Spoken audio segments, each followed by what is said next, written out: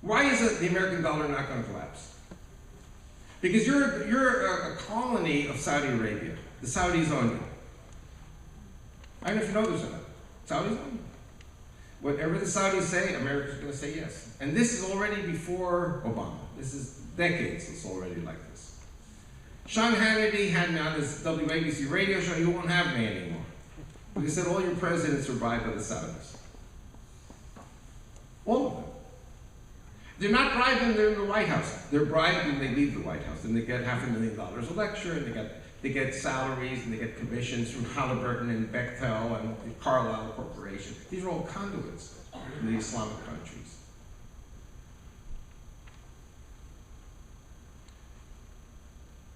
What is the great motor today for the American economy? It's housing construction.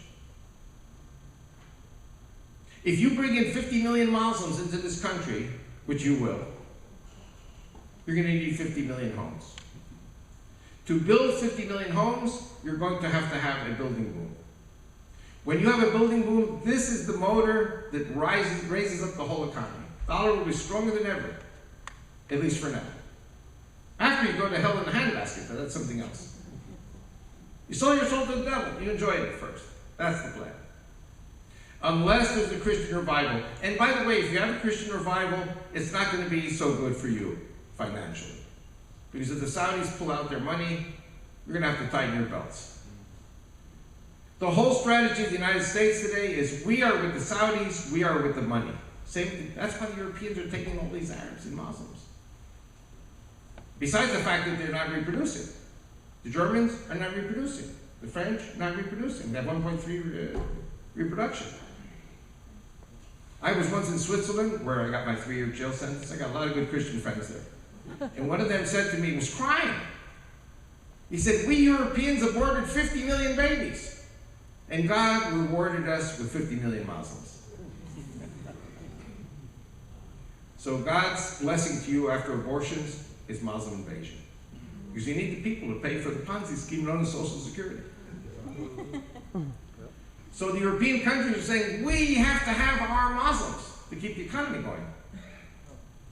And the problem is that the European leadership and the American leadership, Democrat and Republican, don't have a clue what Islam is. That their God is not our God. Their God is the opposite of our God. That their plan is to destroy Christian America. I'm not even going to say Judeo-Christian. Their plan is to destroy Christian America. What made America great? That you are foolish in the Lord. Take out the Lord, you're just foolish, America's finished. How many people here heard of Agenda 21? So let me tell you, Agenda 21 a la Avi Lipkin. What is Agenda 21? It's a United Nations law that the government can confiscate private properties, called eminent domain, national forests, farms, mountain ranges, anything it wants, and settle people, or do whatever it wants with the land in case of a humanitarian emergency. What's happening now is a humanitarian emergency. We don't have time tonight for me to give you an intensive, extensive lecture on what's happening in the Middle East.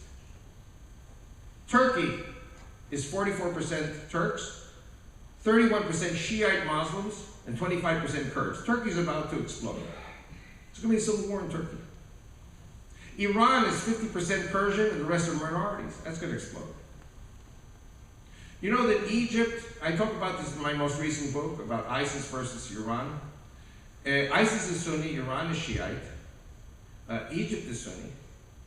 I'm predicting that ISIS is going to take Jordan. ISIS is going to take Saudi Arabia. And then Iran's going to invade Saudi Arabia, Shiites versus ISIS. And then Egypt is going to invade Saudi Arabia to defend the king of Saudi Arabia. And then Iran has said it is going to nuke the Aswan Dam. You know, the Iranians have the ability to nuke the Aswan Dam. Have you ever heard of Ezekiel 29? What does it say in Ezekiel 29? It says Egypt will be a desolation for 40 years. It says the Egyptians will be scattered to the four corners of the earth. 90 million Egyptians. Who's going to take in 50 million Egyptians? America. Because you're the biggest and greatest of all the countries. You're going to have 90 million Egyptians running to the high ground to escape the floodwaters of the Nile River. You're not going to be able to feed 90 million people and bring them water every day. These people have to be brought in emergency humanitarian decree, Agenda 21. And you know, we're here in the greatest part of the world. I don't joke around, but Texas is the greatest part of the world for me. I mean, Israel could fit probably in the Dallas-Fort Worth Metroplex. You know, I drive out from Dallas on Highway 75 up to, Oklahoma, McAllister. I mean, you cross over the Red River, there's nothing there. You could easily fit 20 million people there. You have lakes, you have forests, you have wood, you have raw materials, nobody's there. Ozarks, aren't the Ozarks beautiful? Arkansas, Missouri, you can fit 20, 30 million people there. You know this country is empty. This country is thirsting and hungry for more population. And the Saudis will pay for the housing. You're going to have a housing boom. The dollar will be stronger than ever. The American economy will be stronger than ever. For a while. And then comes God's judgment. So the question is, are you guys able to tighten your belts and suffer financially, or just want to go along with this addiction to Saudi oil money? And meanwhile, let the Muslims continue killing everybody. You can't talk about it because it's hate speech, racism. Now, I want to go into the final part of the message.